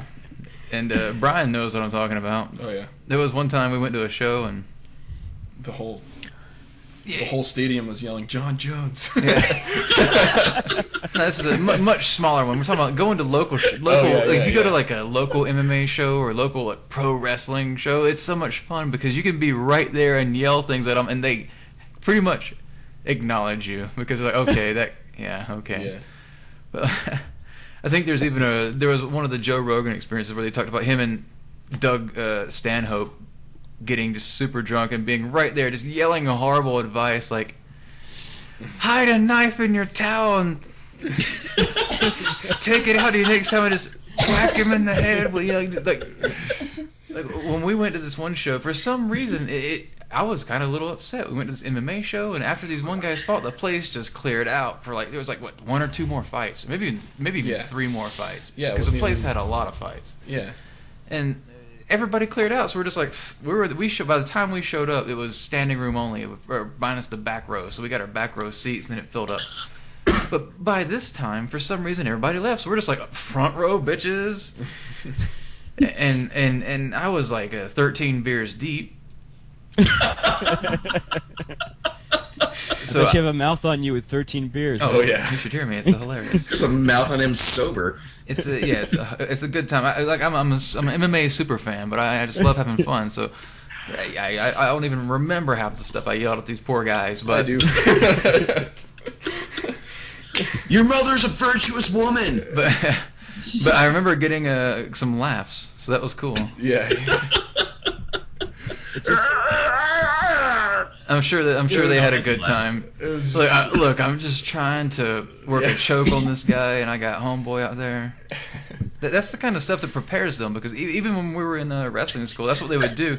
We'd have our fake matches, and the whole point was you'd be outside yelling the most horrible things you can to try to make them break character or laugh. But that's different, if you're there in person. But I'm talking about when I went to a Super Bowl party. Yelling at the TV, yeah. Yelling at the TV, they can't hear you. They're on TV, Will it make you feel better? Or knowing people that use a flash in the stands. You're more knowledgeable in that freak second that they might hear you to pass the ball in a different direction? Yes, that works. What people don't know is every television has a microphone in it. And if you have a Kinect, the QB has the Kinect is always broadcasting. Exactly, it's always broadcasting. The QB has an earpiece. He gets everything. There's a guy in the back. He's bringing in all the info so that it doesn't all come in at once. He breaks them down. So yeah, he gets everything everybody's saying. I was imagining it's like a quarterback steely glare in the middle of a game, cycling through everything he's hearing, just thinking, Damn it! I'm hungry for nachos. Even old games, like if you're watching games from the 70s, you can still affect them. It's like those 14-pound cell phones glued to the helmet. Oh yeah. So yeah. So Chris, didn't you have a story? I wanted to go right into that. The last horror story. We've talked about this before. It's kind of a crazy one. Brian wasn't there yet for this one, I don't think. Is that the one with the rabbits? I know which one it is. Ilphonic arrested. Yep. Oh, yeah. I saw the video for that. Yes, there's a whole YouTube video of this where you can pretty much see the whole thing as it plays out. But the long story short was, we're crunching for GDC. GDC 2010. We're at Ilphonic, the previous studio we had, which was street level, and it's late night. It was basically three guys, me, programmer, and animator. Again, you can put in. Hey, quit. Not you. Yeah, I know. John's yelling at something in the background, either his girlfriend or his cat. I think Meredith will be yelling at him. No, anyway, so you can YouTube Ilphonic arrested. You'll find it. Don't even worry about it. You find all this information. You can find the names, all the dates and stuff. Good times. Here's what went down. We're crunching GDC 2010. It's like I don't even remember what night it was. I feel like it was a Saturday for some reason because we were losers. The alarm of the building next door goes off, but not just the regular. I'm just going off for no reason. 'Cause that's what it was, a cheap alarm, I guess, because it would go off all the time. But instead of just regular going off, it went off in the hostage situation. So the police were just like gung ho, like, all right, we got a hostage situation. Just like going full on. Call the SWAT team, call the cops, television show. Get the dogs. Like, come on, boys. Yeah, we touch ourselves got every it. night thinking about exactly this. We fucking got it. No, they were good guys, but it's just, you're sitting there. Norm of you. Yeah, they're fine. Nah. Like, yeah, he says the worst horrible thing. He's like, this bitch, she's got a slutty, dirty. Yeah, she's all right. I watched his special recently and laughed my ass off. But anyway. Sitting there working, and I was right next to the door where my desk was, and next thing I know, there's a flashlight that's coming right in the door. Like, the door's just like banged open, flashlight.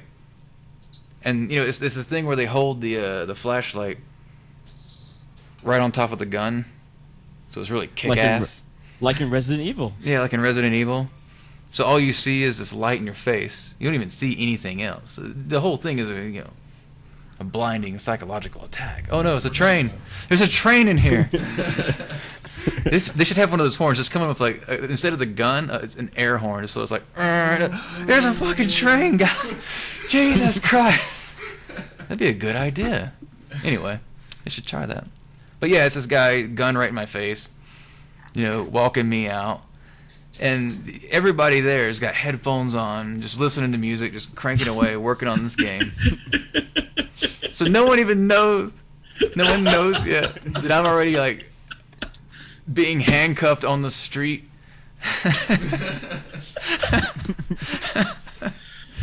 So yeah, but that's amazing. The guy like comes in and walks us all out, and like they handcuff us and they got like, guns pointed at us. It's pretty scary, like having guys that small point guns at you. But they handcuff us, throw us out on the street, and all this stuff, and like it takes them forever, like a very, very long time to realize their mistake. That look, okay, these three guys just sitting at computers with headphones on, listening to music, probably aren't holding anyone hostage. If anything, these would be the hostages, or just people working in an office. And oh no, we got the wrong address. But yeah, after forever, some other guy pulls up, and he's the other cop, and they have the whole talk forever where it's kind of like kind of talk, and they're like, the guy's basically explaining this is the wrong address. Yeah, so they let us go, and we immediately put the video on YouTube that night from the security system. That was pretty cool. And you guys got like crazy press from that. Well, that was the best thing about it. We were going into GDC with nothing. We were nobody, and then all of a sudden, oh wait, you're going into GDC a week ahead of time with this press, like this huge press. It made news everywhere, and apparently a few people even accused us of staging it, even though it's like, well, it's what are we gonna hire some cops to come in and do this? It's like, no, it's They don't pay cops shit. May as well. Well, you can. It's you can hire them. Venues do it all the time. You know, you pay them like something like $30-something an hour, maybe. I don't know. They get paid pretty well to do private I know. work. I'm just teasing and saying horrible things. But yeah, I mean, I've never had a situation where that happened. I've never had any actual. I've never been at a place where something goes down. I've heard stories of where people were at a company and somebody like invades, as in somebody's in the. Like, somebody came into the building that wasn't authorized or whatever. Yeah, at Gearbox, they always told me about the shotgun SWAT team incident. I guess for Brothers in Arms. I don't know. They just used to tell me about it, but somebody brought a bunch of weapons into the building, and because Gearbox is in a bank, so they brought them in. They brought them in for like reference. Yeah, for the most part. Reference. Yeah. Because the game studio, you know, people, you got to make a game of guns, probably.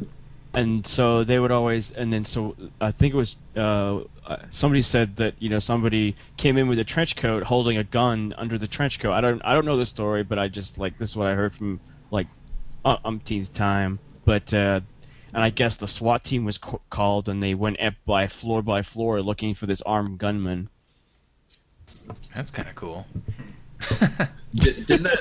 I think that happened at Bungie as well. Somebody had like the Halo, just the default Halo rifle, and they called the SWAT team. Had this whole big fucking thing. This is like a year and a half ago. Oh, guns! You so crazy. Guns! You so crazy. Why you got to point at people?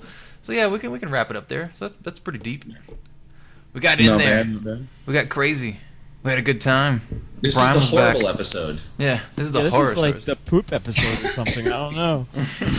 I'm like scarred forever about like pooping on. It's like you're gonna change your diet to make sure it never smells. No, he's just you're gonna just go outside in the bushes. Next time he's taking a shit, he's just gonna call someone and just start. I gotta go home. I gotta go home. If you're scarred forever by pooping, I think that the all brick diet is not working out for you.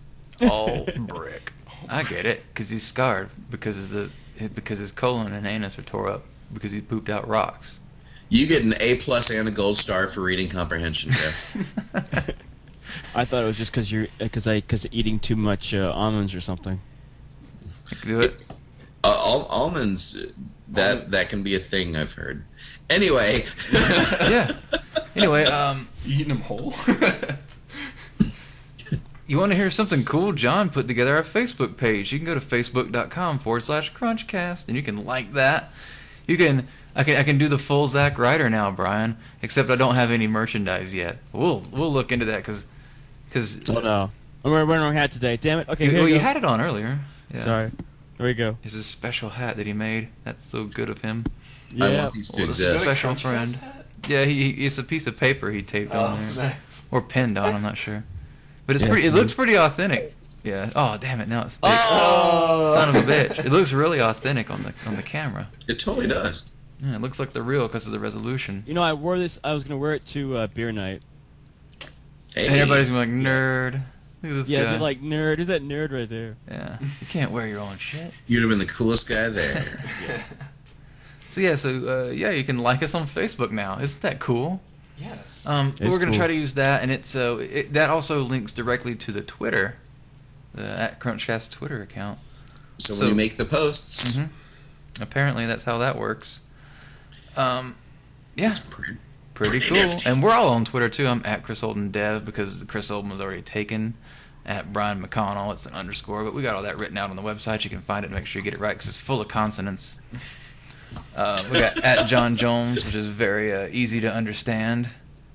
He gets a lot of tweets and twits and emails about the UFC fighter, and he's got a fight coming up soon with Rashad, so you're going to start getting a bunch of hits here soon.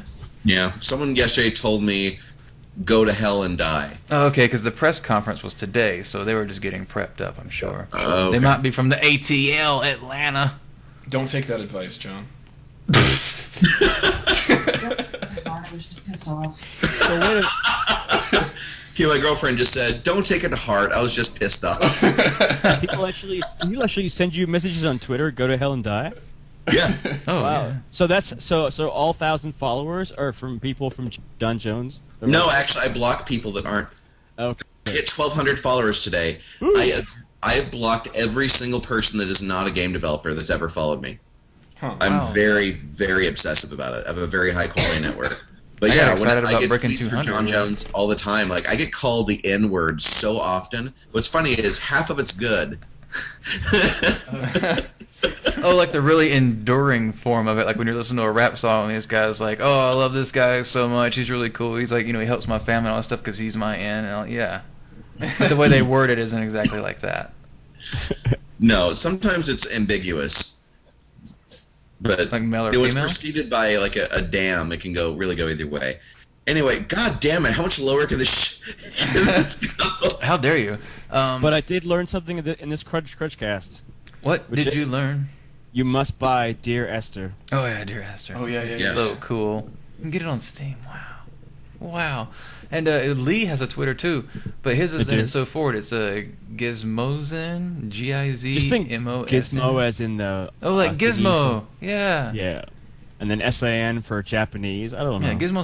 Gizmo. Gizmo-san. Gizmo-san. Okay. And most people are listening are probably like too young to even know what Gremlins was.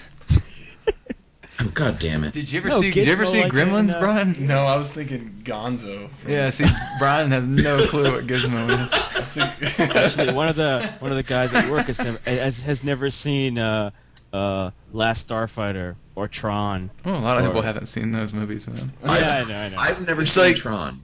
Imagine bitching to somebody. You go, "Oh, you haven't seen Dune? What the fuck?" Sting was in that movie. Why are you wasting your time watching Twilight? Ah. Yeah, dude. Anyway. Okay, rock bottom, Brian. Come on. Okay, yeah. So with that in mind, yeah. CrunchStudios.com and all that good stuff, and I'm gonna hit these stop these recording buttons so it will quit.